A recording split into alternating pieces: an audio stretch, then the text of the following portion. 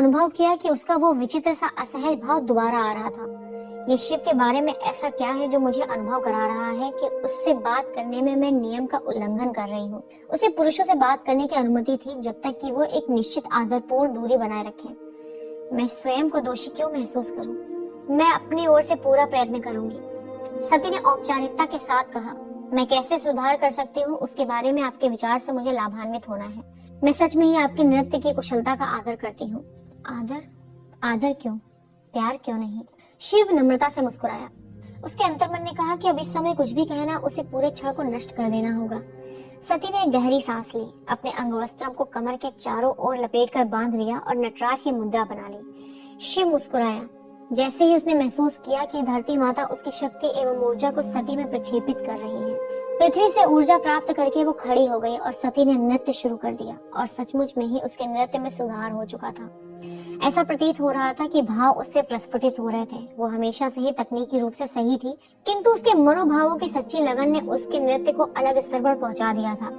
शिव ने महसूस किया कि अवास्तविकता का एक स्वप्नमय बोध उसे पुनः वशीभूत कर रहा था। सती ने जब अपने फुर्तीले शरीर से नृत्य के अलग अलग पर्दों का प्रदर्शन करना शुरू किया तो उसका चुंबकीय आकर्षण शिव को खींच रहा था।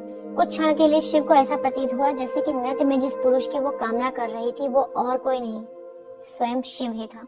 अंततः जब उसने नृत्य समाप्त किया तो दर्शक गणों ने तत्काल ही तालियों की गड़गड़ाहट से उसके नृत्य की प्रशंसा की।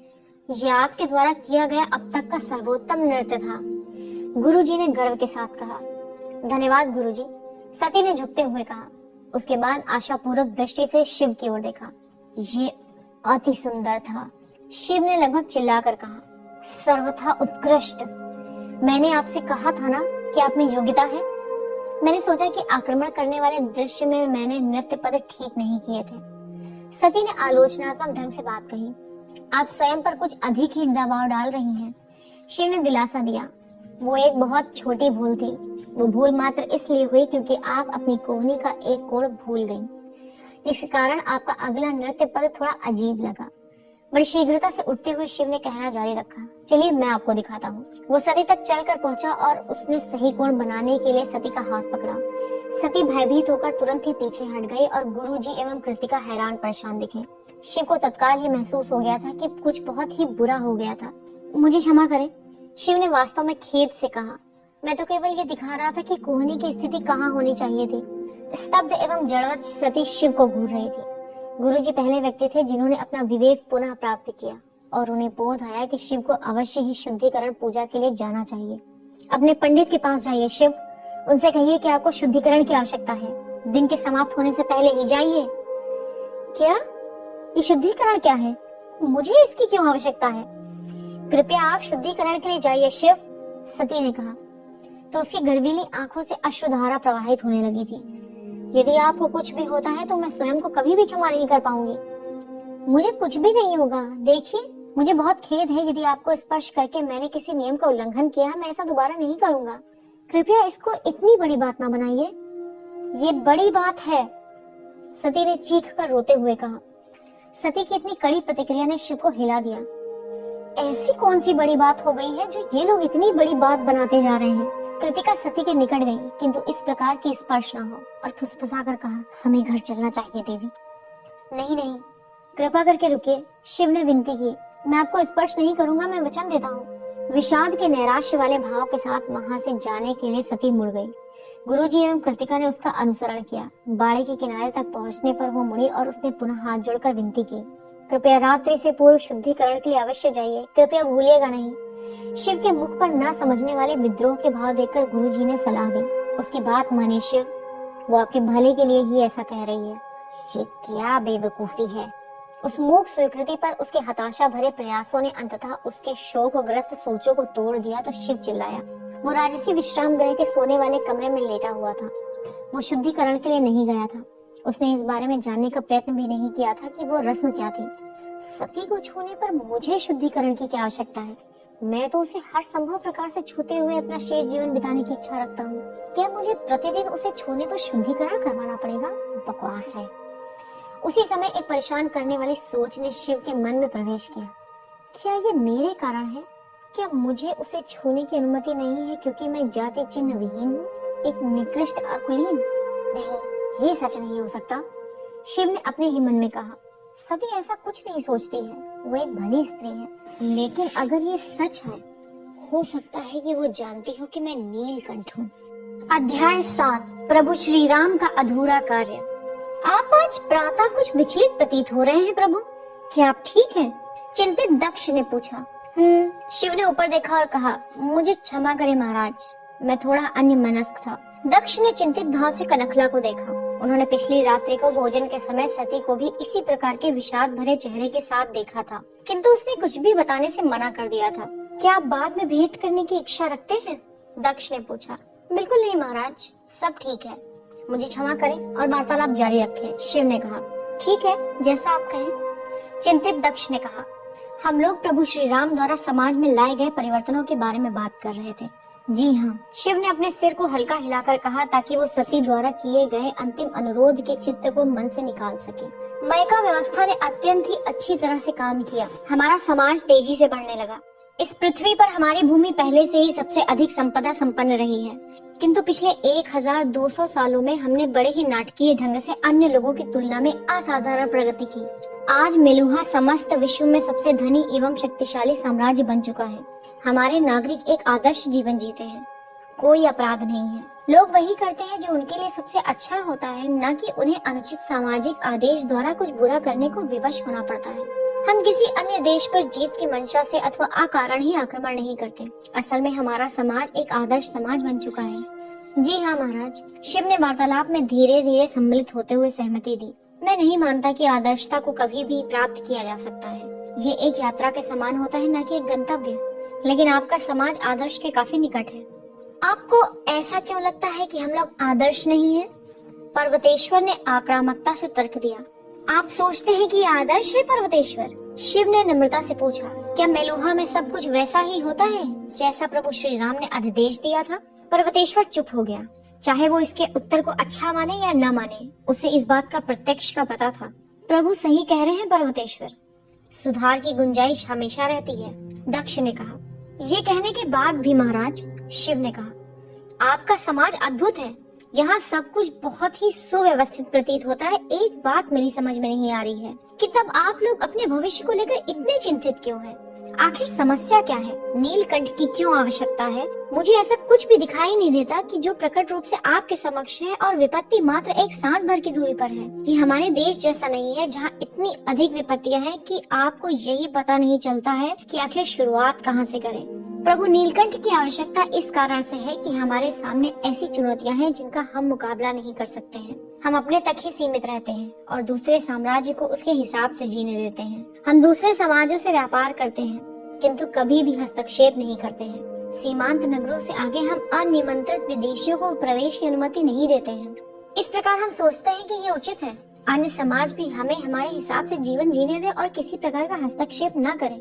और महाराज, अनुमानता वे ऐसा नहीं चाहते? नहीं, वे ऐसा नहीं चाहते हैं। क्यों? एक साधारण सा शब्द है, एक साधारण सा शब्द है प्रभु। दक्ष ने उत्तर दिया, ईर्ष्या।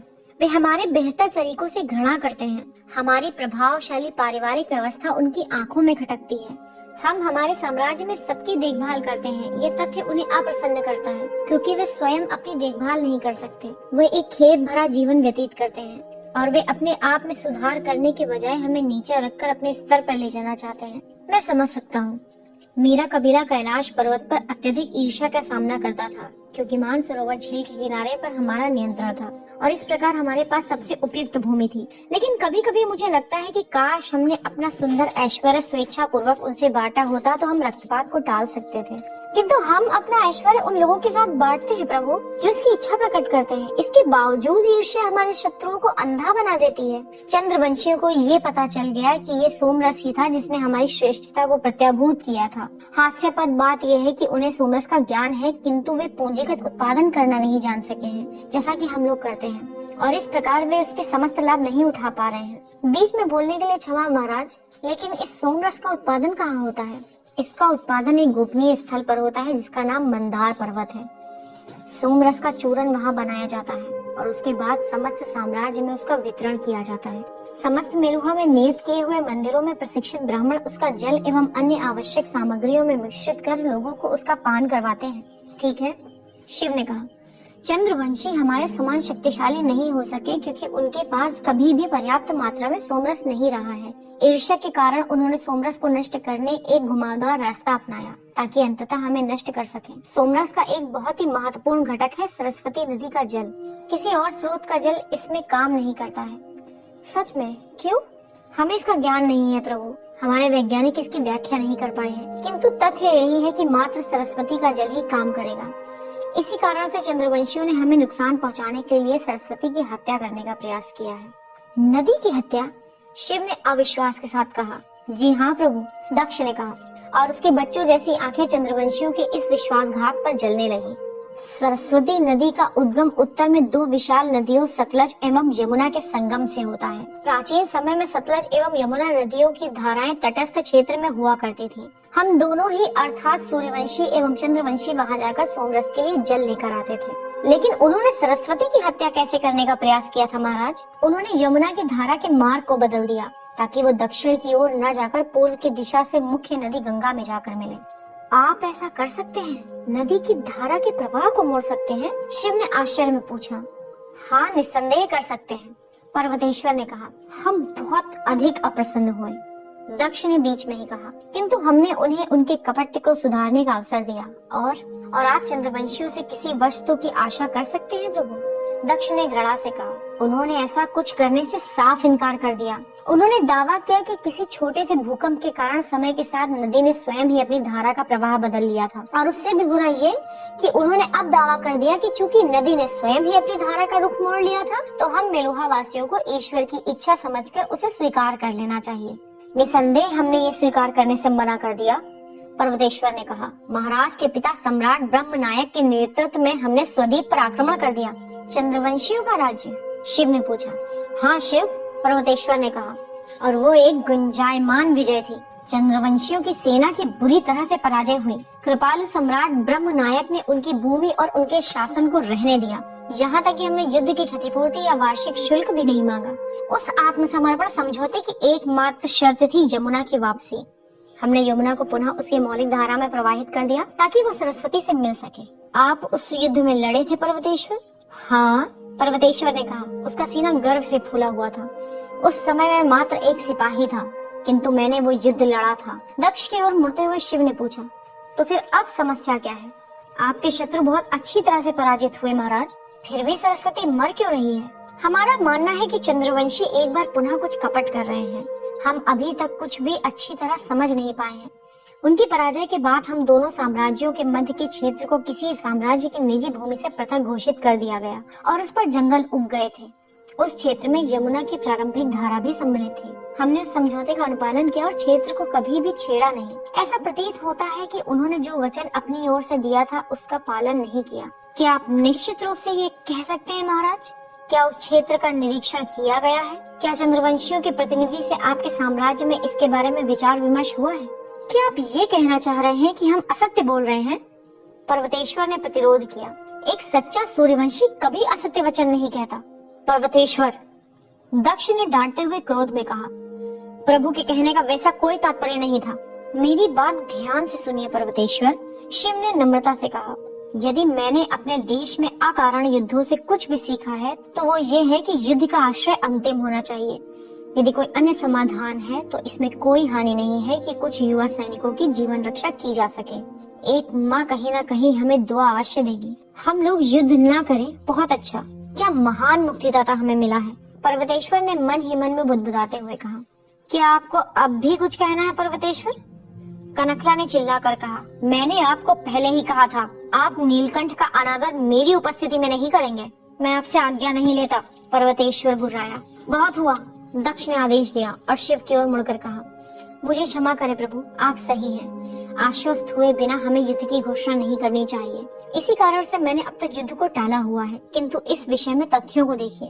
पिछले 50 वर्षों में सरस्वती की धारा कम होती ही जा रही है और पिछले कुछ वर्ष तो सचमुच ही भयावह रहे हैं, कनकला ने कहा। वो धीमे धीमे मरती जा रही नदी के दुख में बड़ी ही मुश्किल से अपने आंसुओं को बहने से रोक सकी, जिसे अधिकतर मेलुहावासी माता स्वरूप आदर करते थे। सरस्वती अब तो समुद्र तक भी नहीं पहुंच पाती है और राजस्थान में भूमिगत डेल्टा तक जाकर समाप्त हो जाती है और सोमरस बिना सरस्वती के जल के नहीं बनाया जा सकता।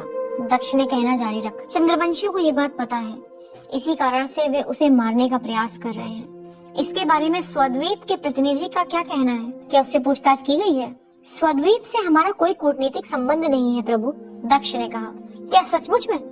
मैंने सोचा कि दूसरे देशों के प्रतिनिधियों का होना आपकी एक नवीन व्यवस्था थी। ये आपको उन्हें भली भांति जानने समझने का मौका देता है और युद्ध को टालने में मदद करता है। मैंने सुना है कि 2 दिनों के बाद मेसोपोटामिया से एक राजनयिक दल यहाँ आ रहा है। तो फिर स्वद्वीप से भी कूटनीतिक संबंध क्यों नहीं हो सकता है? आप उन्हें जानते नहीं है प्रभु, वे अविश्वासी लोग हैं। कोई भी सूर्यवंशियों की तरह जीने वाला स्वेच्छा से चंद्रवंशियों से बात करके अपनी आत्मा को गंदा नहीं करना चाहेगा। शिव ने त्योरी चढ़ाई किंतु कुछ कहा नहीं। आप नहीं जानते कि वे किस स्तर तक नीचे गिर चुके हैं प्रभु। पिछले कुछ वर्षों में तो उन्होंने आतंकी आक्रमणों में शाप युक्त नागाओं का प्रयोग भी प्रारंभ कर दिया है। कनकला ने घृणित भाव से कहा। आतंकी हमले? जी हाँ प्रभु, दक्ष ने कहा। उनकी पराजय ने उन्हें कई दशकों तक शांत रखा। पिछले युद्ध में हमारी अत्यधिक तीव्र विजय के कारण उनका मानना है कि वे प्रत्यक्ष युद्ध में हमें पराजित नहीं कर सकते, अतः वे ऐसे दावे करने लगे हैं जो उनके जैसे घिनौने लोग ही कर सकते हैं। आतंकी आक्रमण? मैं कुछ समझा नहीं। वे असल में करते क्या है? वे हथियारों के छोटे छोटे दल भेजते हैं जो सहसा सार्वजनिक किंतु असैन्य स्थलों पर आक्रमण करते हैं। उनकी मंशा असैनिकों पर आक्रमण करना होता है, जैसे ब्राह्मण, वैश्य, शूद्र। वे मंदिर एवं सार्वजनिक स्नान घरों को उजाड़ना चाहते हैं, ऐसे स्थल जहाँ संभवतः उनका सामना करने के लिए सैनिक नहीं होंगे, किंतु उनका ये विनाश साम्राज्य के मनोबल का नाश करेगा और आतंक फैलाएगा। ये तो घृणित है।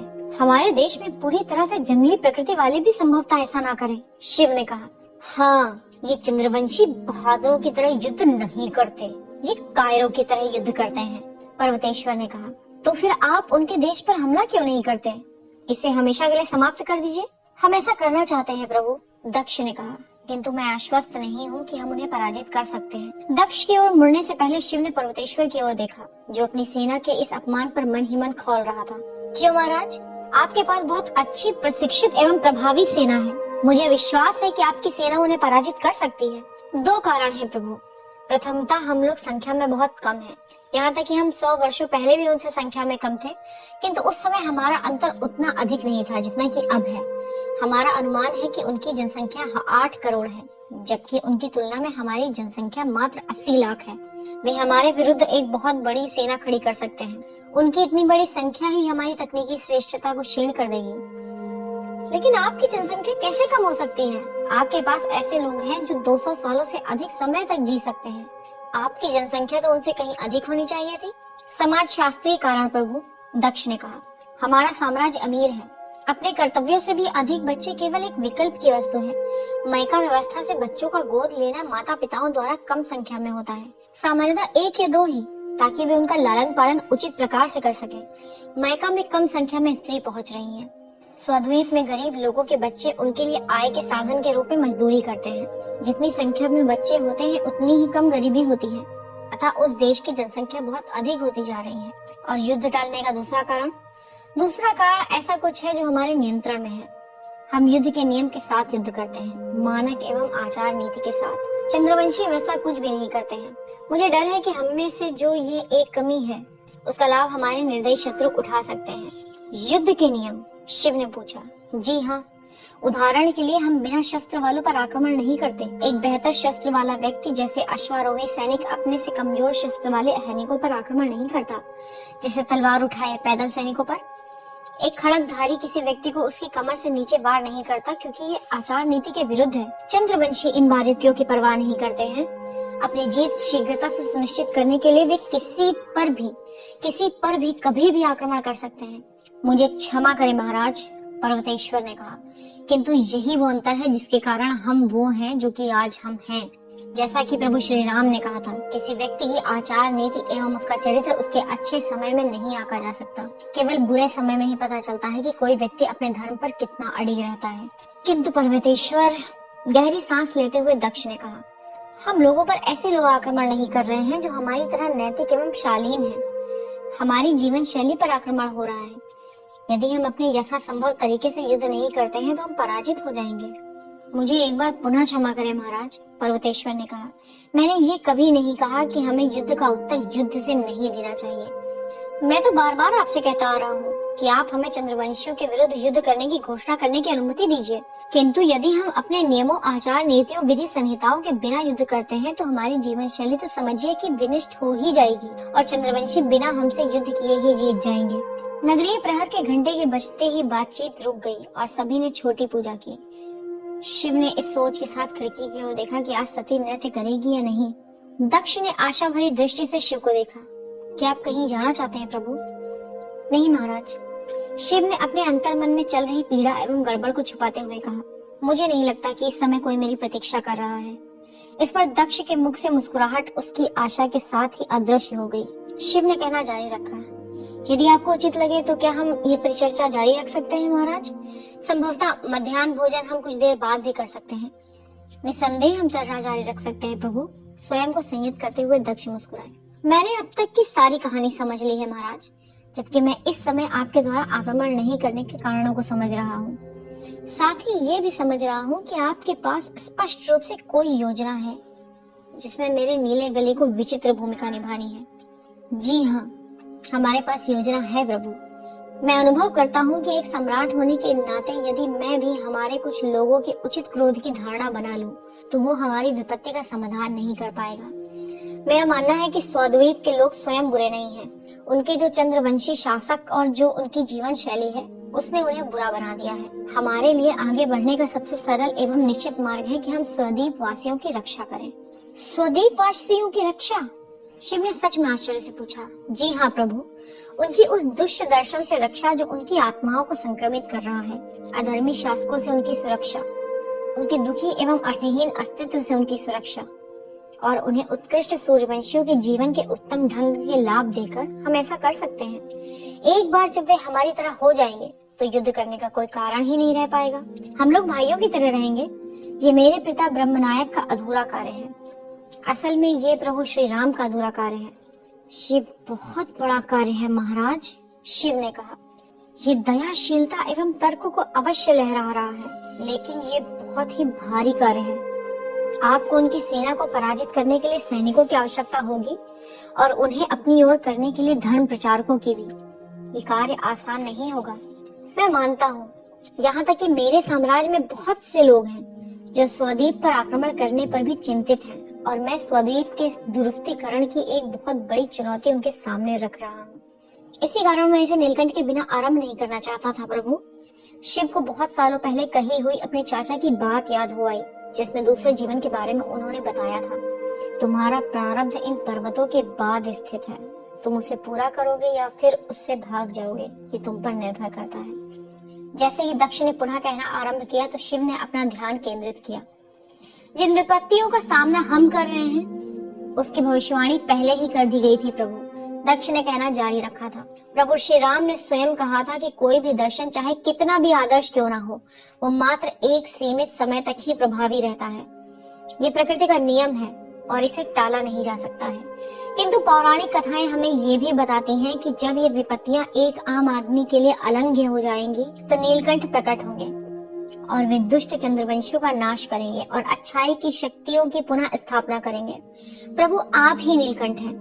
आप हमारी रक्षा कर सकते हैं। आप प्रभु श्री राम के अधूरे कार्य को पूरा कर सकते हैं। आप अवश्य हमारा नेतृत्व करें और चंद्रवंशियों को पराजित करने में हमारी सहायता करें। आप स्वद्वीप वासियों को एक जगह पर बटोरकर उन्हें सच की राह पर अवश्य लाएं। नहीं तो मुझे डर है कि ये जो सुंदर साम्राज्य आज हमारे पास है, जो मेरुहा आदर्श के निकट का समाज है, वो वर्षों न समाप्त होने वाले युद्ध से नष्ट हो जाएगा। क्या आप हमारी सहायता करेंगे प्रभु? क्या आप हमारा नेतृत्व करेंगे? शिव पूरी तरह से चकराया हुआ था। लेकिन मैं कुछ समझा नहीं महाराज, वास्तव में मुझे क्या करना होगा? मैं नहीं जानता प्रभु। हमें मात्र हमारा लक्ष्य पता है और ये कि आप हमारे मार्गदर्शक होंगे। हमें कौन सा मार्ग लेना है ये आप पर निर्भर करता है। ये चाहते हैं कि 8 करोड़ लोगों के जीवन जीने के ढंग को मैं अकेले ही बदल दूं। क्या ये लोग पागल हैं? शिव ने संभल कर बोलना प्रारंभ किया। मुझे आप लोगों से और आपके कष्टों से बहुत सहानुभूति है महाराज, लेकिन ईमानदारी से कहूँ तो मुझे वास्तव में ये समझ में नहीं आ रहा कि कैसे मेरे जैसा एक आदमी ऐसा अंतर ला सकता है। यदि वो व्यक्ति आप हैं प्रभु, दक्ष ने कहा। उसकी नम हुई आंखें भक्ति एवं आस्था से बड़ी हो गई थी। तो वे पूरे ब्रह्मांड को परिवर्तित कर सकते हैं। मैं इस बारे में पूरी तरह से असंदिग्ध नहीं हूँ महाराज, शिव ने एक दुर्बल मुस्कान के साथ कहा। मेरी उपस्थिति क्यों इतना बड़ा अंतर लाएगी? मैं कोई चमत्कार करने वाला आदमी नहीं हूँ। मैं चुटकी बजाकर बिजली गिराने वाले बाण चंद्रवंशियों पर नहीं चला सकता। आपकी उपस्थिति मात्र ही ये अंतर उत्पन्न कर देगी प्रभु। मैं आपको साम्राज्य में भ्रमण करने का आमंत्रण देता हूँ। आप नीले गले का प्रभाव लोगों पर देखिए। एक बार हमारे लोग ये विश्वास कर लेंगे कि वे चाहे तो वे कुछ भी कर लेंगे। आप नीलकंठ हैं प्रभु, कनखला ने भी कहा। लोगों को नीले गले के वाहक पर आस्था है, उनकी आस्था आप में है। क्या आप हमारी सहायता करेंगे प्रभु? क्या तुम पुनः भाग जाओगे? लेकिन आपको कैसे पता कि मेरा नीला गला मुझे सच्चा नीलकंठ बनाता है? शिव ने पूछा। आपको क्या पता कि नीले गले वाले कितने मेलुहावासी आविष्कृत होने के लिए प्रतीक्षा में बैठे हुए हैं? नहीं प्रभु, दक्ष ने कहा, वो मेलुहावासी नहीं हो सकता। पौराणिक गाथा बताती है कि नीलकंठ विदेशी होंगे। वो सप्त सिंधु से नहीं हो सकते और सोमरस का पान करने के बाद उनका गला नीला हो जाएगा। शिव ने कोई उत्तर नहीं दिया। वो पूरी तरह से स्तब्ध लग रहा था क्योंकि सच्चाई उसके सामने प्रत्यक्ष खड़ी थी। श्रीनगर, प्रथम रात्रि, सोमरस। इसी कारण से मेरा शरीर भला चंगा हो गया था। इसी कारण से मैं पहले से भी अधिक शक्तिशाली महसूस कर रहा हूँ। दक्ष और कनखला ने शिव को आशा भरी दृष्टि से देखा। उन्हें शिव के निर्णय की प्रतीक्षा थी। वे उसके उचित निर्णय के लिए पूजारत थे। केवल मैं ही क्यों? सभी गुड़ वालों को सोमरस दिया गया था। क्या मेरे चाचा जी सही थे? क्या सचमुच में ही मेरा कोई प्रारब्ध है? पर्वतेश्वर ने संकुचित हुई आंखों से शिव को घूरा। मैं किसी प्रारब्ध का पात्र नहीं हूँ, लेकिन संभवतः मेरे लिए प्रायश्चित करने का ये एक अवसर हो। लेकिन सबसे पहले शिव ने नियंत्रित विनम्रता से पूछा, महाराज, इससे पहले कि मैं उत्तर दूं, क्या मैं एक प्रश्न पूछ सकता हूँ? निसंदेह प्रभु। क्या आप इस पर विश्वास करते हैं कि मित्रता के लिए ईमानदारी आवश्यक होती है, इसके बावजूद कि सच उसके मित्र को बुरा लगे? जी हाँ, निसंदेह, दक्ष ने ये सोचते हुए कहा। ये पता नहीं शिव के कहने का क्या आशय होगा। पूरी ईमानदारी केवल दो व्यक्तित्वों के संबंध की आधारशिला ही नहीं बल्कि किसी स्थिर समाज का भी आधार है। पर्वतेश्वर ने बीच में ही कहा। मैं इससे सहमत हूँ, शिव ने कहा, लेकिन फिर भी मेलुहा मेरे प्रति ईमानदार नहीं था। किसी ने भी कुछ नहीं कहा। शिव ने सभ्यता किंतु दृढ़ता भरे स्वर में कहा, जब हमारे कबीले को मेलुहा आने का नियंत्रण दिया गया था तो हमें ऐसा प्रतीत करवाया गया था कि आप लोगों को अप्रवासी चाहिए, क्योंकि आप लोगों को काम करने के लिए लोगों की आवश्यकता थी और मैं अपने पिछड़े प्रदेश की भूमि से बचकर खुश था। लेकिन अब मुझे आभास हुआ कि आप बड़े ही व्यवस्थित ढंग से नीलकंठ की तलाश कर रहे थे। नंदी की ओर मुड़ते हुए शिव ने कहा, हमें ये नहीं बताया गया था कि जैसे ही हम मेलुहा में प्रवेश करेंगे तो सोमरस जैसी कोई औषधि हमें पिलाई जाएगी। हमें ये भी नहीं बताया गया था कि उस दवाई का ऐसा प्रभाव होगा। नंदी ने दोषयुक्त दृष्टि से नीचे देखा। उसके प्रभु का उस पर क्रोधित होना उचित था। दक्ष की ओर मुड़ते हुए शिव ने कहना जारी रखा था, महाराज, आपको पता ही है कि मुझे बताए बिना ही श्रीनगर में पहली रात ही मुझे सोमरस पिलाया गया था। उस अधमता के लिए मैं क्षमा प्रार्थी हूँ प्रभु। दक्ष ने हाथ जोड़कर विनती करते हुए कहा, इसके लिए मैं हमेशा शर्मिंदा रहूंगा, किंतु हमारे लिए ये बहुत ही महत्वपूर्ण था प्रभु। और फिर सोमरस ने आपके शरीर पर काफी सकारात्मक प्रभाव डाला है। इसने किसी भी प्रकार से आपको हानि नहीं पहुंचाई है। मैं जानता हूँ मैं दीर्घायु एवं स्वस्थ जीवन के लिए दुखी नहीं हूँ महाराज। शिव ने बात को घुमाकर कहा, क्या आप जानते हैं कि उस रात संभवतः मेरे कबीले वालों को भी सोमरस दिया गया था और वे गंभीर रूप से बीमार हो गए थे, संभवतः सोमरस के कारण। वे किसी भी जोखिम में नहीं थे प्रभु। कनखला ने क्षमा प्रार्थी होते हुए कहा, कुछ लोगों को पहले से ही कोई न कोई बीमारी होती है। जब सोमरस उनके शरीर में प्रवेश करता है तो वो उस बीमारी को उजागर कर देता है, जिसे ठीक कर देने के बाद वो बीमारी फिर कभी नहीं होती। इसी कारण शरीर मृत्यु पर्यंत स्वस्थ रहता है। असल में आपके कबीले वाले अब अधिक स्वस्थ हैं प्रभु। इसमें कोई संदेह नहीं है कि अधिक स्वस्थ हैं, शिव ने कहा। बात सोमरस के प्रभाव की नहीं है। मैं और मेरा कबीला अब बेहतर है, ये सच है। फिर भी जो अब तक मैंने मेलुहा को समझा है उससे मुझे प्रतीत होता है कि किसी से बिना तथ्य बताए कुछ काम करवाना प्रभु श्री राम का तरीका नहीं हो सकता है। कैलाश पर्वत पर ही हमें सारा सच बता देना चाहिए था। तब आप हमें हमारी इच्छा के अनुसार चुनाव का अवसर देते, न कि आप ही हमारे लिए चुनाव करते। संभवतः हम तब भी मेलुहा आते, किंतु तब वो हमारा चयन होता। हमें इस कपट के लिए क्षमा करें प्रभु। दक्ष ने दोषी होकर खेद में कहा, इस सच में हमारे तरीके से काम करना नहीं है।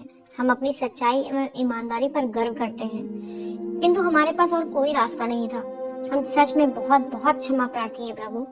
आपके लोगों की देखरेख की जा रही है। वे इतने स्वस्थ हैं जितना पहले कभी नहीं थे। वे अपना जीवन लंबे समय तक अच्छा व्यतीत करेंगे। पर्वतेश्वर ने अंततः अपनी चुप्पी तोड़ी। कई दशकों पहले जब से ये खोज शुरू हुई थी, वो अपने हृदय की बात बताना चाहता था जो वो अब तक बता नहीं सका था। उसने कहा, शिव, हम लोगों ने जो किया है उसके लिए हम सच में क्षमा मांगते हैं। आपको क्रोध करने का पूरा अधिकार है। झूठ बोलना हमारा तरीका नहीं है। मेरे विचार से जो किया गया वो कुरूप था और प्रभु श्री राम ने इसके लिए कभी क्षमा नहीं किया होता। हमारी विपत्तियां चाहे कितनी ही गंभीर क्यों न हो, हमें कोई अधिकार नहीं कि हम किसी को अपनी सहायता के लिए धोखे में रखें। मैं अत्यधिक क्षमा प्रार्थी हूँ। शिव ने अपनी भौहें ऊपर उठाई। पर्वतेश्वर अकेला है जो बहाने बनाने के बजाय खेद प्रकट कर रहा है। वो महान सम्राट श्री राम के तरीकों का सच्चा अनुयायी था। शिव मुस्कुराया। दक्ष ने राहत की गहरी ध्वनि वाली सांस ली। शिव दक्ष की ओर मुड़ा और उसने कहा, अब हमें उसे भुला देना चाहिए महाराज। जैसा कि मैंने कहा था, आपके साम्राज्य के बारे में कुछ चीजें हैं जिसमें सुधार किया जा सकता है, इसमें कोई संदेह नहीं है। लेकिन फिर भी जितनी दुनिया अब तक मैंने देखी है, मैं दावे के साथ कह सकता हूँ कि उनमें से ये सबसे अच्छे समाजों में से एक है और इसके लिए युद्ध करना एक नेक कार्य होगा। लेकिन मेरी कुछ शर्तें हैं। निसंदेह प्रभु, दक्ष ने उन्हें प्रसन्न करने की इच्छा से कहा, इस समय मैं ये नहीं कह सकता कि मैं ये कार्य कर पाऊंगा जिसकी आपको मुझसे आशा है, और ये भी नहीं कह सकता कि मैं नहीं करूंगा। मेरे कहने का तात्पर्य ये है कि मैं अपनी ओर से पूरा प्रयत्न करूंगा, लेकिन उससे पहले मैं आपके समाज को और अधिक समझना चाहता हूँ ताकि मैं कैसे आपकी मदद कर पाऊँ उसके लिए असंदिग्ध हो जाऊँ। मैं मान कर चल रहा हूँ कि मुझसे कुछ भी छुपाया नहीं जाएगा और न ही मुझे भ्रमित किया जाएगा। निसंदेह प्रभु, दूसरी बात, आपको अभी भी अपनी जनसंख्या बढ़ाने के लिए अप्रवासियों की आवश्यकता है, लेकिन आप उन्हें भ्रम में न रखें। मेरे विचार से आप उन्हें मेलुहा के बारे में सब कुछ सच सच बता दें और उन्हें निर्णय लेने दें कि वे आना चाहते हैं अथवा नहीं, या फिर आप उन्हें आमंत्रित ही ना करें। क्या ये उचित है? निसंदेह उचित है प्रभु, दक्ष ने कहा। कनकला की ओर सिर हिलाते दक्ष ने कहा, हम इस आज्ञा का पालन तत्काल ही करेंगे। साथ ही ये स्पष्ट है कि मैं वापस कश्मीर नहीं जा रहा हूँ। क्या मेरा कबीला मेरे गुण वाले देवगिरी लाए जा सकते हैं? मेरी इच्छा है कि वो मेरे साथ ही रहें। निसंदेह प्रभु, दक्ष ने एक क्षण कनकला को देखकर कहा, आज ही निर्देश भेज दिए जाएंगे कि उन्हें देवगिरी बुला लिया जाए और मैं उस स्थान पर जाना चाहता हूँ जहाँ सोमरस का उत्पादन किया जाता है। मैं देवताओं के इस पेय को समझना चाहता हूँ। ऐसा प्रतीत हो रहा है कि ऐसा करना महत्वपूर्ण है। निसंदेह प्रभु, दक्ष ने कहा। उसका चेहरा धैर्यहीन मुस्कुराहट से भरता जा रहा था। कनकला आपको वहाँ कल ही लेकर जाएगी। असल में मेरा परिवार भी परसों ब्रह्मा मंदिर में पूजा करने के लिए जाने वाला है। संभवतः वहाँ हम मिल सकते हैं। ये बहुत ही अच्छा रहेगा, मुस्कुराकर शिव ने कहा और उसके बाद एक गहरी सांस लेकर बोला, और अंत में मुझे लगता है कि आप अपने लोगों को नीलकंठ के आगमन का समाचार देने को उत्सुक होंगे। दक्ष और कनकला ने सहमति में सिर हिलाया। मैं आपसे अनुरोध करना चाहता हूँ कि आप अभी ऐसा ना करें। दक्ष और कनकला के चेहरे तुरंत ही उतर गए। नंदी की आंखें फर्श पर चिपकी हुई थी। उसने वार्तालाप को सुनना बंद कर दिया था। उसके मिथ्या साक्ष्य की विशालता उसे अंदर ही अंदर तोड़े जा रही थी। महाराज, मुझे ऐसा लगता है कि जब आपके लोगों को ये पता चलेगा कि मैं नीलकंठ हूँ, तो मेरे लिए किया गया हर काम और मेरी कही हुई हर बात का अन्य अर्थ लिया जाएगा। उसके अत्यधिक विश्लेषण होंगे। शिव ने विवरण दिया, मुझे डर है कि मुझे आपके समाज के बारे में कुछ अधिक जानकारी नहीं है, या फिर यूं कहें कि मुझे अभी अपने कार्य के बारे में पता नहीं है कि मैं इसे कर पाऊंगा या नहीं। मैं समझ सकता हूँ प्रभु, दक्ष ने कहा। उसके चेहरे पर एक टूटी हुई मुस्कान आई। आपको मैं वचन देता हूँ, मेरे तत्काल अधीन कर्मचारी, मेरा परिवार एवं लोग जिन्हें आप बताना चाहेंगे उन्हें ही नीलकंठ के आगमन की जानकारी होगी, इसके अलावा किसी को नहीं। धन्यवाद महाराज, लेकिन मैं फिर से कहता हूँ, मैं एक साधारण कबीला वाला हूँ जिसका गला किसी अच्छी औषधि के कारण नीला हो गया है। ईमानदारी से मुझे अभी पता नहीं है कि जो विपत्तियां आप झेल रहे हैं उसमें एक आदमी क्या कर सकता है। और पुनः वही बात दोहराऊंगा प्रभु, और मैं पुनः वही बात दोहराऊंगा प्रभु, दक्ष ने बच्चे जैसी मुस्कान के साथ कहा। यदि वो व्यक्ति आप हैं, तो इस ब्रह्मांड को बदल कर रख सकते हैं। अध्याय 8, भगवान का पेय। शिव और नंदी राजसी विश्राम गृह वापस लौट रहे थे। शिव ने निर्णय लिया था वो अकेले ही भोजन करेगा। नंदी शिव के कुछ कदम पीछे चल रहा था। उसका सिर स्व प्रत्यारोप में नीचे झुका हुआ था। प्रभु मुझे क्षमा करे, शिव मुड़ा और उसने नंदी को घूर कर देखा। आप सही हैं प्रभु, हम लोग अपनी समस्याओं में और नीलकंठ की खोज में इतने व्यस्त थे कि हमें हमारे द्वारा किए जा रहे अप्रवासियों के लिए अनुचित व्यवहार का एहसास ही नहीं हुआ। मैंने आपको बहकाया है प्रभु, मैंने आपसे झूठ कहा था। शिव ने कुछ भी नहीं कहा, वो नंदी की आंखों में गहरे झांक रहा था। मैं अत्यधिक क्षमा प्रार्थी हूँ प्रभु, मैंने आपके साथ विश्वासघात किया है। आप जो भी दंड देंगे वो मुझे स्वीकार होगा। शिव के होठों पर एक हल्की सी मुस्कान आई। उसने नंदी के कंधे पर हल्की थपकी लगाई, जिससे संकेत दे रहा हो कि उसने नंदी को क्षमा कर दिया है। लेकिन उसकी आंखों ने एक स्पष्ट संदेश भी दिया, मुझसे कभी झूठ नहीं बोलना मित्र। नंदी ने सिर हिलाया और फुसफुसा कर कहा, कभी नहीं प्रभु, कभी भी नहीं, मैं अत्यधिक शर्मिंदा हूँ, भूल जाओ नंदी। शिव ने कहा। उसकी मुस्कान अब और बड़ी हो गई थी। अब वे अतीत की बातें हैं। वो मुड़ा और उसने चलना पुनः प्रारंभ कर दिया। अचानक ही शिव ने सिर हिलाया और बहुत ही धीमे स्वर में कहा, विचित्र लोग हैं। आपने कुछ कहा प्रभु? नंदी ने पूछा। नहीं, कुछ विशेष नहीं, मैं तुम्हारे समाज की कुछ मनोरंजक बातों के बारे में सोच रहा था। मनोरंजक प्रभु? नंदी ने पूछा। अब वो कुछ अधिक आत्मविश्वास से भरा हुआ था क्योंकि उसके प्रभु से बोल रहे थे।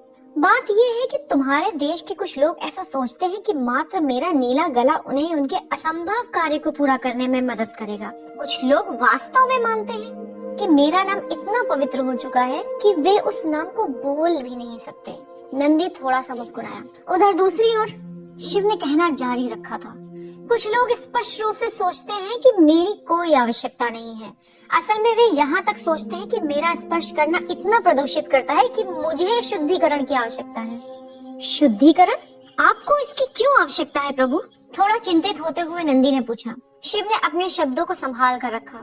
ऐसा है कि मैंने किसी को स्पर्श किया और मुझसे कहा गया कि मुझे शुद्धिकरण करवाना आवश्यक है। क्या? आपने किसको स्पर्श किया प्रभु? क्या वो विकर्म व्यक्ति था? अत्यधिक चिंतित नंदी ने पूछा। मात्र एक विकर्म व्यक्ति को स्पर्श करने पर ही आपको शुद्धिकरण की आवश्यकता हो सकती है। शिव के मुख का रंग अचानक ही बदल गया। उसकी आंखों के सामने से पर्दा उठ गया था। उसे सहसा उस दिन की समस्त घटनाओं का महत्व समझ में आ गया था। स्पर्श करने पर उसका तेजी से हटना, गुरुजी और कृतिका की आघात लगने जैसी प्रतिक्रिया। तुम विश्राम गृह को जाओ नंदी, मैं तुम्हें वहीं मिलता हूँ, शिव ने कहा और विश्राम गृह के उद्यान की ओर मुड़ गया। प्रभु क्या हुआ? शिव के साथ तेज कदम मिलाने के प्रयास के साथ नंदी ने पूछा। क्या आपने शुद्धिकरण करवाया अथवा नहीं? तुम विश्राम गृह को जाओ नंदी, तेजी से उससे दूर जाते हुए शिव ने कहा। मैं तुम्हें वहीं मिलता हूँ। शिव ने लगभग 1 घंटे तक प्रतीक्षा की, किंतु वो व्यर्थ रही क्योंकि सती वहां नहीं आई। उस क्षण वो कोसते हुए वो वहीं अकेला ही तख्त पर बैठ गया। जिस क्षण वो भयानक विचार उसके मन में उपजा था, मैंने आखिर ये कैसे सोच लिया कि मेरा स्पर्श सती को प्रदूषित लगेगा? मैं सचमुच ही निरामूर्ख हूँ। उसने अपने मन में उस दुर्भाग्यशाली मुलाकात के प्रत्येक क्षण को टटोला और उसके प्रत्येक पहलू पर विचार किया। यदि आपको कुछ भी होता है तो स्वयं को कभी भी क्षमा नहीं कर पाऊंगी, उसने कहा था। ये कहने का उसका तात्पर्य क्या था? क्या उसके मन में मेरे प्रति कुछ भावनात्मक लगाव है, या फिर वो एक ऐसी आदरणीय स्त्री है जो किसी दूसरे के दुर्भाग्य का कारण बनना नहीं देख सकती है और उसे स्वयं को निकृष्ट क्यों समझना चाहिए? ये विक्रम की पूरी अवधारणा ही मूर्ख प्रतीत होती है। अब वो आने वाली नहीं थी। इसका एहसास होते ही शिव उठ खड़ा हुआ। उसने तख्त को बहुत बल लगाकर ठोकर मारी तो उसे आभास हुआ कि कभी उसके उस सुन्न हुए पांव के अंगूठे में पुनः संवेदना लौट चुकी थी। चिल्लाकर कोसता हुआ वो विश्राम घर की ओर वापस चलने लगा। नृत्य मंडप के पास से गुजरते हुए उसने देखा कि वहाँ कुछ गिरा पड़ा था। वो उसे उठाने की नीयत से उसके निकट गया। वो मणियों का कंगन था। उसने उसके दाएं हाथ पर उसे देखा था। उसका धागा टूटा हुआ नहीं लग रहा था। क्या उसने जानबूझ के गिराया होगा? उसने पहले उसे सूंघा। सांझ के सूरज की चुंबन वाली पवित्र झील की उसमें महक थी। उसने उसे अति रुचिकर ढंग से होठों से लगाया और कोमलता से उसका चुंबन लिया। मुस्कुराते हुए उसने अपनी कमर में बंधी थैली में उसे रख लिया। वो मंदार पर्वत से वापस आएगा और उससे मिलेगा। उसे उससे मिलना ही होगा। यदि आवश्यक हुआ तो वो संसार के नष्ट होने तक उसे मनाएगा। वो उसे पाने के लिए समस्त मानव जाति से युद्ध करेगा। उसके बिना उसकी जीवन यात्रा अधूरी थी। उसका हृदय इसे जानता था, उसकी आत्मा ये जानती थी। अब और कितनी दूर है प्रधानमंत्री महोदया? एक उत्सुक बालक की तरह चंचल होकर नंदी ने पूछा। ऐसा केंद्र जहाँ देवताओं के पेय का उत्पादन होता है। उस रहस्यपूर्ण मंदार पर्वत का भ्रमण किसी भी मेलुहा वासी के लिए विशेष सम्मान की बात थी। अधिकतर सूर्यवंशियों के लिए मंदार पर्वत साम्राज्य की आत्मा था, क्योंकि जब तक वो सुरक्षित था, उनका सोमरस भी सुरक्षित था। देवगिरी को छोड़े हुए मात्र 1 घंटा ही बीता है अधिपति, मुस्कान के साथ कनखला ने कहा। मंदार पर्वत तक 1 दिन की यात्रा होती है। दरअसल इस सवारी की खिड़की पर जो ये झिलमिली लगी हुई है, इसके कारण बाहर कुछ भी दिखाई नहीं दे रहा है, और चूंकि मैं सूरज को देख भी नहीं सकता, तो मैं ये भी नहीं बता सकता कि कितना समय बीत चुका है। इसी कारण मैं पूछ रहा था। प्रहर का कंदील आपके ठीक पीछे है अधिपति। ये झिलमिली आपके सूर्य की तीव्र किरणों से सुरक्षा के लिए है। कनखला के इस तर्क पर शिव मुस्कुराया। वो इस बात को अच्छी तरह से समझ रहा था कि वे झिलमिलियां उनकी सुरक्षा के लिए नहीं थी, बल्कि वे मंदार की सुरक्षा के लिए थी। उस स्थल को परम गोपनीय रखने के लिए बहुत ही कम लोग ऐसे थे जिन्हें उसके सही स्थल की जानकारी थी। मंदार पर्वत की ओर जाने वाली सड़क और उस पर चलने वाले राहगीरों के लिए अरिष्टनेमी नामक सैनिकों का एक विशेष दस्ता लगाया गया था। मंदार पर्वत के वैज्ञानिकों, अरिष्टनेमी दलों एवं उन व्यक्तियों जिन्हें सम्राट ने प्राधिकृत किया हो, उनके अलावा उस पहाड़ पर जाने की अथवा उसके स्थल को जानने की किसी अन्य को अनुमति नहीं थी। यदि चंद्रवंशी मंदार पर आतंकी आक्रमण करते हैं, तो मेलुहा के लिए सब कुछ समाप्त हो जाएगा। हम वहाँ किससे मिलेंगे कनखला? शिव ने पूछा। प्रभु, हम बृहस्पति से मिलेंगे। वे साम्राज्य के मुख्य वैज्ञानिक हैं। हमारे समस्त साम्राज्य हेतु सोमरस उत्पादन के लिए वैज्ञानिकों के दल का वे नेतृत्व करते हैं। निसंदेह वे अन्य क्षेत्रों में भी शोध करते हैं। एक पक्षी संदेशवाहक पहले ही उनके पास आपके आगमन का समाचार लेकर भेजा जा चुका है। हम लोग उनसे कल प्रातः भेंट करेंगे। शिव ने धीरे से सिर हिलाया और मुस्कुराकर कनखला को देखते हुए कहा, धन्यवाद। नंदी ने प्रहर कंदील को पुनः देखा और शिव अपनी पुस्तक पढ़ने लगा। अत्यंत ही भयावह युद्ध के बारे में वो एक बहुत ही मनोरंजक हस्तलिखित कथा थी, जो सहस्त्रों वर्ष पूर्व देवों एवं असुरों के मध्य लड़ा गया था। अनंत काल तक चलने वाला सत्य एवं असत्य के मध्य का विरोधात्मक युद्ध। देवों ने भगवान रुद्र अर्थात महादेव, देवों के देव की मदद से असुरों को पराजित किया था और संसार में पुनः सत्य की स्थापना की थी। आशा है कि आपको अच्छी नींद आई होगी प्रभु, कनखला ने शिव से पूछा। जब शिव एवं नंदी बृहस्पति के कार्यालय में पहुंचे थे, ये प्रथम प्रहर के अंतिम घंटे का प्रारंभ था। मंदार पर्वत पर दिन का प्रारंभ अति शीघ्रता से हो चुका था। हाँ, अच्छी नींद आई, शिव ने कहा, किंतु एक लयात्मक ध्वनि रात भर सुनाई पड़ रही थी। कनखला मुस्कुराई, किंतु उसने कुछ कहा नहीं। उसने अपना सिर झुकाया और द्वार खोलकर शिव को बृहस्पति के कार्यालय में प्रवेश करने दिया। शिव अंदर गया और उसके पीछे कनखला एवं नंदी भी अंदर प्रवेश कर गए। बृहस्पति के उस विशाल कार्यालय में तख्तों पर विचित्र प्रकार के उपकरण व्यवस्थित ढंग से रखे हुए थे, जो अलग अलग ऊंचाइयों में थे। ताड़ पत्र पर लिखा हुआ विवरण प्रत्येक उपकरण के बगल में रखा हुआ था, जहाँ स्पष्ट रूप से कुछ शोध हुए थे। कमरा नियंत्रित रूप से नीले रंग में रंगा हुआ था। एक किनारे पर एक विशाल खिड़की थी, जिसमें से पर्वत की तलहटी में बसे उस सघन वन का असाधारण दृश्य दिखाई पड़ रहा था। कमरे के मध्य में बहुत ही साधारण कम ऊंचाई की पीढ़ियों को वर्गाकार रूप में व्यवस्थित किया गया था। वह एक अल्पव्ययी कमरा था, जहाँ प्रत्येक स्थल पर सरलता एक कलात्मकता का आयोजन कर रही थी। बृहस्पति कमरे के मध्य में हाथ जोड़कर नमस्ते की मुद्रा में खड़ा हुआ था। वह शिव से बहुत ही छोटा एक मध्यम ऊंचाई का था। गेहुए रंग की त्वचा, गहरी आंखें और सुंदर श्रृंगार की गई दाढ़ी बृहस्पति को एक अलग ही व्यक्तित्व प्रदान कर रही थी। सिवाय चोटी के पूरी तरह से मुंडित सिर एवं प्रशांत भाव वाला मुख उसे एक बुद्धिजीवी व्यक्तित्व बता रहा था। उसका शरीर थोड़ा स्थूल था। उसके चौड़े कंधे एवं बेलनाकार सीना इस बात की उद्घोषणा कर रहे थे कि उसने थोड़ी भी कसरत नहीं की थी। किंतु बृहस्पति का शरीर उसकी बुद्धि का वाहन था, न कि क्षत्रिय एवं योद्धाओं का मंदिर। बृहस्पति ने लाक्षणिक रूप से एक श्वेत धोती पहन रखी थी और अंगवस्त्रम कंधे पर ढीला रखा हुआ था। उसने जनेऊ भी लाक्षणिक रूप से धारण कर रखा था। आप कैसी हैं कनखला? बहुत समय से आपको देखा नहीं, बृहस्पति ने पूछा। जी हाँ बृहस्पति, कनखला ने नीचे झुकते हुए नमस्ते करते हुए कहा। शिव ने देखा कि बृहस्पति ने जो दूसरा बाजूबंद पहन रखा था, उस पर हंस का प्रतीक चिन्ह बना हुआ था। ब्राह्मणों में ये बहुत ही उत्तम जाति वर्ग माना जाता था। ये प्रभु शिव हैं, कनखला ने शिव की ओर संकेत करके कहा।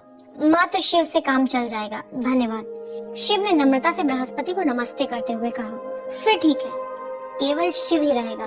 और आप कौन हैं? नंदी की ओर मुड़कर बृहस्पति ने पूछा।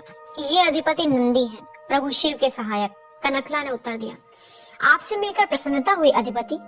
शिव की ओर मुड़ने से पूर्व बृहस्पति ने कहा, मैं असभ्यता नहीं कर रहा, किंतु क्या संभव है कि मैं आपका गला देख सकूं? शिव ने सहमति में सिर हिलाया। उसने जब अपना गुलूबंद हटाया तो बृहस्पति उसके निकट गले का परीक्षण करने के लिए आया। जब उसने शिव के गले को चमकीला नीला रंग प्रस्फुटित करते हुए देखा तो उसके चेहरे की मुस्कुराहट अदृश्य हो गई। बृहस्पति कुछ समय के लिए मूक हो गया। धीमे धीमे अपनी चेतना प्राप्त कर वो कनखला की ओर मुड़ा और बोला, ये छल नहीं है, रंग अंदर से प्रस्फुटित हो रहा है। ये कैसे संभव है? इसका अर्थ है कि जी हाँ, कनखला ने ऐसी प्रसन्नता के साथ धीमे स्वर में कहा जो उसके अंतर मन से निकल रही थी। इसका अर्थ है कि नीलकंठ आ गए हैं, हमारे मुक्तिदाता, हमारे रक्षक।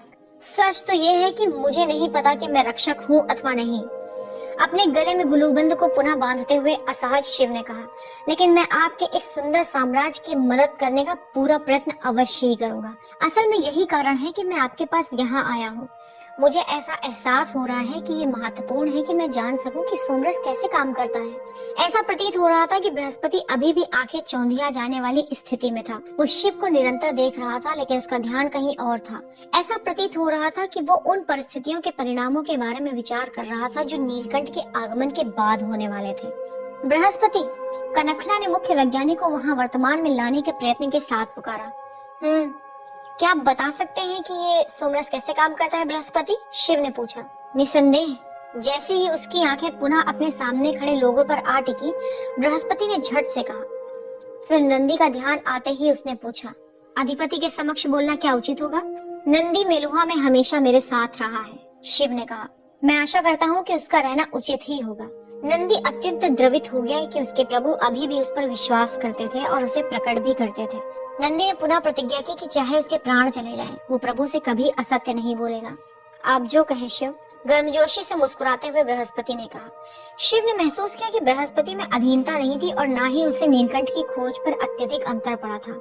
पर्वतेश्वर की तरह ही बृहस्पति ने भी उसे शिव का नाम लेकर ही संबोधित किया था, न कि प्रभु। यद्यपि शिव ने महसूस किया कि जबकि पर्वतेश्वर का रुख अविश्वासी चिड़चिड़ेपन से चालित था, वहीं बृहस्पति का रुख एक आत्मविश्वासी भद्रता से चालित था। धन्यवाद, शिव मुस्कुराया। तो ये सोमरस कैसे काम करता है? मंदार पर्वत की ओर जाने वाले मार्ग पर राजशाही सवारी धीरे धीरे आगे बढ़ रही थी। 108 अश्वारोहियों का मार्गदर्शक दल 4 पंक्तियों में 5 राजसी सवारियों के पहले चल रहा था। साथ ही 160 अश्वारोहियों का मार्गदर्शक दल 4 पंक्तियों में 5 राजसी सवारियों के पहले चल रहा था। साथ ही 160 अश्वारोही दल उनके पीछे भी उसी प्रकार की बनावट में चल रहा था। अगल बगल दोनों ओर 40 सिपाहियों का पहरा चल रहा था। प्रत्येक बग्घी पर 10 सैनिक एवं 4 नौकरानियां भी चल रही थी। ये सैनिक प्रसिद्ध अरिष्टनेमी थे, जो समस्त भारतवर्ष में सबसे अधिक भयभीत करने वाली नागरिक सेना थी। 5 बग्घियां ठोस लकड़ी की बनी हुई थी, जिनमें कोई खिड़की नहीं थी। केवल ऊपर की ओर निकली हुई दरार हवा के लिए बनी हुई थी। चालक के ठीक पीछे जाफरी लगी हुई थी ताकि हवा एवं प्रकाश अंदर आ सके और यदि आक्रमण होता है तो उसे तुरंत बंद किया जा सके। सभी बग्घियां एक प्रकार की माप वाली एवं देखने में एक रूप वाली थी, जिससे ये अनुमान लगाना कठिन था कि राजसी परिवार किसी बग्घी में ले जाया जा रहा था। यदि किसी के पास ऐसी दिव्य दृष्टि थी कि वो चीजें भी देख सकता था जिन्हें एक आम आदमी की आंखें नहीं देख सकती थी, तो इस बात का संज्ञान ले सकता था कि पहली, तीसरी एवं चौथी बग्घियां खाली थीं। दूसरी बग्घी में राजसी परिवार के लोग थे, दक्ष, उसकी पत्नी वीरिनी और उनकी पुत्री सती। अंतिम बग्घी में पर्वतेश्वर एवं उसके महत्वपूर्ण सेनापति थे। पिताजी, मुझे अभी भी समझ में नहीं आ रहा है कि आप मुझे पूजा में ले जाने का हठ क्यों कर रहे हैं। मुझे तो मुख्य पूजा में सम्मिलित होने की अनुमति भी नहीं है, सती ने पूछा। मैंने तुम्हें पहले भी बहुत बार कहा है, दक्ष ने सती के हाथ पर प्यार से थपकी देते हुए कहा। मेरी कोई भी पूजा पूर्ण नहीं होती जब तक कि मैं तुम्हारा मुख न देख लूं। मैं इन बेकार के नियमों की परवाह नहीं करता। पिताजी, सती ने शर्मिंदगी वाली मुस्कान तथा थोड़ा उलाहना देने के लिए सिर हिलाकर कहा। वो जानती थी कि उसके पिता का इस तरह से विधियों का अनादर करना उचित नहीं था। सती की माँ वीरिनी ने बड़ी ही अनुपयुक्त मुस्कान के साथ दक्ष को देखा। उसके बाद एक क्षण सती को देखकर पुनः अपनी पुस्तक में रम गई। राजसी सवारी से कुछ ही दूरी पर सघन वन में 50 सैनिकों का एक दल लुक छिपकर बिना कोई ध्वनि किए चल रहे थे। सैनिकों ने चमड़े से बने हल्के कवच अपने धड़ पर पहन रखे थे और उनकी धोतियां सैन्य शैली में बंधी हुई थी ताकि उनको चलने फिरने में असुविधा न हो। प्रत्येक के पास 2 तलवारें, एक लंबा चाकू और एक धातु तथा चमड़े से बनी ढाल थी जो उनकी पीठों पर लटकी हुई थी।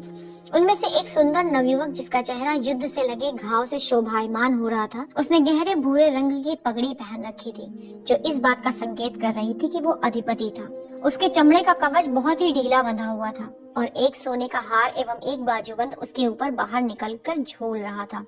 उस बाजूबंद पर श्वेत रंग का क्षैत्रीय अर्धचंद्राकार चंद्रमा बना हुआ था, अर्थात चंद्रवंशियों का प्रतीक चिन्ह। उसके बगल में एक दैत्याकार व्यक्ति चल रहा था जो सिर से पांव तक लबादे से ढका हुआ था। एक सांप के फड़दार सिर जैसा आकार उस लबादे पर सिर पर सिला हुआ था, जबकि उसका चेहरा काले मुखौटे से ढका हुआ था। उसकी शक्तिशाली बाहों एवं भावहीन बादाम जैसे दिखने वाली आंखों के अलावा उसका और कोई अंग नहीं दिख रहा था। उसके दाएं हाथ की कलाई पर चमड़े का बना हुआ कड़ा बंधा हुआ था, जिस पर कढ़ाई किया हुआ नागों वाले ओम का प्रतीक चिन्ह बना था। उस फरदार लबादे वाले व्यक्ति ने अधिपति की ओर बिना मुड़े कहा, विश्वद्युम्न, तुम्हारा प्रतीक चिन्ह दिख रहा है, उसे अंदर कर लो और अपने कवच को कस लो। लज्जित विश्वद्युम्न ने तत्काल ही अपना हार अंदर कर लिया और अपने कंधे के बगल में लगी डोरियों को खींचकर सीने पर लगे कवच को कस लिया। स्वामी क्षमा कीजिए, विश्वद्युम्न ने कहा, कदाचित हमें आगे बढ़कर देख लेना चाहिए कि यह मंदार पर्वत की ओर जाने वाला मार्ग है अथवा नहीं। एक बार जब हम ये जान जाएंगे तो हमें निश्चित हो जाएगा कि हमारा गुप्तचर सही था। मुझे पूरा विश्वास है कि हम वापस लौटकर तब उसका अपहरण कर सकते हैं। हम लोग वैसे भी संख्या में बहुत कम हैं। हम इस समय कुछ भी जोखिम नहीं उठा सकते। उस फरदार लबादे वाले व्यक्ति ने शांति से उत्तर दिया, विश्वद्युम्न, क्या मैंने आक्रमण का आदेश दिया है? तब कहाँ से हमारी संख्या कम होने की बात आती है? और हम लोग मंदार पर्वत की दिशा में जा रहे हैं। कुछ घंटों का विलंब आसमान नहीं गिरा देगा। अभी के लिए हमें केवल इनका पीछा करना है। विश्वद्युम्न ने मुंह का सारा थूक निगल लिया। वो अपने स्वामी के विचारों का विरोध करने से अधिक कुछ भी घृणा नहीं करता था। आखिरकार वे उसके स्वामी ही थे जिन्होंने ऐसे विरले सूर्यवंशियों की खोज की थी जो उनके उद्देश्यों के लिए सहानुभूति रखता था। ये भेदन उन्हें जड़ से उखाड़ फेंकने को संभव करेगा और मेलुहा की आत्मा को नष्ट करेगा। उसने धीरे से कहा, लेकिन स्वामी, आपको पता ही है कि रानी को विलंब पसंद नहीं है। लोगों के मध्य अशांति फैलने की स्थिति बनती जा रही है। उसे संभवतः ध्यान केंद्र समाप्त होता जा रहा है। फरदार लबादे वाला व्यक्ति तेजी से मुड़ा। उसका शरीर क्रोध को दर्शा रहा था, लेकिन उसका शांत स्वर था, मैं अपना ध्यान केंद्र नहीं खो रहा हूँ। यदि तुम जाना चाहते हो तो जा सकते हो। तुम्हें तुम्हारा धन मिल जाएगा। यदि मुझे करना पड़ा तो मैं अकेले ही कर लूंगा। अपने नेता की ये दुर्लभ भावना देखकर स्तब्ध विश्वद्युम्न ने तुरंत ही अपनी बात बदल ली। नहीं स्वामी, मैं वो नहीं कह रहा था। मुझे क्षमा करें। मैं आपके साथ तब तक रहूंगा जब तक कि आप मुझे जाने के लिए नहीं कहते। जब हमने शताब्दियों तक प्रतीक्षा की है तो कुछ घंटे से कुछ अंतर नहीं पड़ेगा। वो पलटन राजसी सवारी का पीछा करती रही। अवधारणात्मक स्तर पर सोमरस कैसे कार्य करता है वो बहुत ही सरल है, बृहस्पति ने कहा। जो लगभग असंभव कार्य था वो था इस अवधारणा को मूर्त रूप देना। ये भगवान ब्रह्मा की प्रतिभा थी। जय श्री ब्रह्मा, शिव, कनखला और नंदी ने एक साथ कहा। इससे पहले कि हम ये समझे कि कैसे ये औषधि बढ़ती आयु की प्रक्रिया को नाटकीय ढंग से धीमा कर देती है, उससे पहले ये समझना होगा कि हमें जीवित क्या रखता है। बृहस्पति ने कहा, एक मौलिक वस्तु है जिसके बिना हम में से कोई भी जीवित नहीं रह सकता। शिव ने बृहस्पति को इस व्याख्या करने की आशा में देखा, और वो मौलिक वस्तु है ऊर्जा। बृहस्पति ने व्याख्या की, जब हम चलते हैं, बातचीत करते हैं, सोचते हैं, अर्थात जब हम वो कुछ भी करते हैं जिससे हमें जीवित कहा जाता है, तो हम ऊर्जा का उपयोग करते हैं। हमारे लोगों के बीच में भी इसी प्रकार की अवधारणा है, शिव ने कहा। अंतर केवल इतना है कि हम उसे शक्ति कहते हैं। शक्ति? आश्चर्यचकित बृहस्पति ने कहा। मनोरंजक। ये शब्द कई शताब्दियों से ऊर्जा को बताने के लिए प्रयुक्त नहीं हुआ है। ये पांड्य लोगों का शब्द था जो भारतवर्ष के सभी लोगों के पूर्वज थे। क्या आपको पता है कि आपका कबीला कहाँ से आया है, उनका वंश क्या है? मैं इसके बारे में कुछ निश्चित नहीं बता सकता, लेकिन मेरे कबीले में एक वृद्ध महिला है जिसका दावा है कि उसे हमारे इतिहास की पूरी जानकारी है। जब वो देवगिरी आती है तो संभवतः हमें उससे पूछना चाहिए। संभवतः हमें ऐसा करना चाहिए। बृहस्पति मुस्कुराया। चलिए पुनः हम अपनी चर्चा पर वापस लौटते हैं कि हमारा शरीर बिना ऊर्जा के कुछ भी नहीं कर सकता। तो ये ऊर्जा कहाँ से आती है? जो हम भोजन करते हैं उससे? नंदी ने भीरुता से सुझाव दिया। अंततः उसे इतने महत्वपूर्ण व्यक्तियों के मध्य बोलने का आत्मविश्वास आता जा रहा था। बिल्कुल ठीक। जो भोजन हम करते हैं वो ऊर्जा का संचयन करता है जिसे बाद में हम उपयोग कर सकते हैं। इसी कारण से जब हम भोजन नहीं करते हैं तो हम दुर्बलता महसूस करते हैं। हालांकि मात्र भोजन करने से ही हम ऊर्जा नहीं प्राप्त करते हैं, हमारे शरीर के अंदर किसी वस्तु द्वारा उसे संचालित करना होता है ताकि हम उसका उचित उपयोग कर सकें। बिल्कुल सही, शिव ने सहमति दी। भोजन को ऊर्जा में बदलने का कार्य हवा करती है, जिससे हम सांस लेते हैं। बृहस्पति ने कहना जारी रखा, हवा में बहुत प्रकार के गैस होते हैं, उनमें से एक को प्राणवायु कहा जाता है, जो हमारे भोजन के साथ प्रतिक्रिया करके ऊर्जा मुक्त करता है। यदि हमें प्राणवायु प्राप्त न हो तो हमारा शरीर ऊर्जा की कमी में भूखाग्रस्त हो जाएगा और हमारी मृत्यु हो जाएगी। लेकिन ये तो वो प्रक्रिया है जो हमें जीवित रखती है, शिव ने कहा। इससे औषधियों का क्या लेना देना है? औषधि को तो उन कारणों के लिए काम करना है जो बुढ़ापा, कमजोरी और मृत्यु को लाता है। बृहस्पति मुस्कुराया, जो मैंने आपको बताया उसका आपके वृद्ध होने से अवश्य कुछ लेना देना है, क्योंकि ऐसा प्रतीत होता है कि प्रकृति में संवेदना है, वही वस्तु जो हमें जीवित रखती है, हमें वृद्ध बनाने एवं अंततः मृत्यु तक ले जाने का कारण बनती है। जब प्राणवायु भोजन के साथ प्रतिक्रिया करके ऊर्जा को मुक्त करती है तो साथ ही ये जारणकर्ता नामक स्वतंत्र स्वच्छंद तत्व भी मुक्त होता है। ये जारणकर्ता विषाक्त भी होते हैं। जब आप किसी फल को बाहर रखते हैं और वो खराब हो जाता है तो इसका कारण है कि उसका जारण हो चुका है अथवा जारणकर्ता ने उसके साथ प्रतिक्रिया करके उसे सड़ा दिया है। इसी प्रकार की जारण प्रक्रिया धातुओं के सहीकरण का भी कारण बनती है। ये उस नई धातु के साथ विशेष रूप से होता है जिसका हमने आविष्कार किया है, लोहा। प्राणवायु हमारे भोजन को ऊर्जा में परिवर्तित करती है, किंतु साथ ही ये हमारे शरीर में जारणकर्ताओं की भी मुक्ति करती है, जो हमारे अंदर प्रतिक्रिया करने लगता है। हम अंदर से ही जंग रोधित हो जाते हैं और इसी कारण वृद्धावस्था और मृत्यु को प्राप्त होते हैं। अग्निदेव भला करे, नंदी आश्चर्य में बोला। वही वस्तु जो हमें जीवन देती है वही धीमे धीमे हमें मृत्यु भी देती है। हाँ, बृहस्पति ने कहा, इसके बारे में थोड़ा विचार करें। हमारा शरीर उन सभी वस्तुओं का भंडारण करता है जिनकी उसे बाहरी जगत से उत्तरजीविता के लिए आवश्यकता होती है। वो पर्याप्त भोजन संचित करता है ताकि यदि आप कुछ दिनों तक भोजन नहीं भी करते हैं तो आपकी मृत्यु नहीं होती है। वो जल भी पर्याप्त मात्रा में भंडार करता है ताकि कुछ दिनों की प्यास से आपकी मृत्यु नहीं होती है। ये तार्किक भी प्रतीत होता है। क्या मैं सच कह रहा हूँ? यदि आपके शरीर को किसी वस्तु की आवश्यकता होती है तो ये कुछ न कुछ इस हेतु भी रखा करता है ताकि इस कमी की पूर्ति कर सके। बिल्कुल, शिव सहमत हुआ।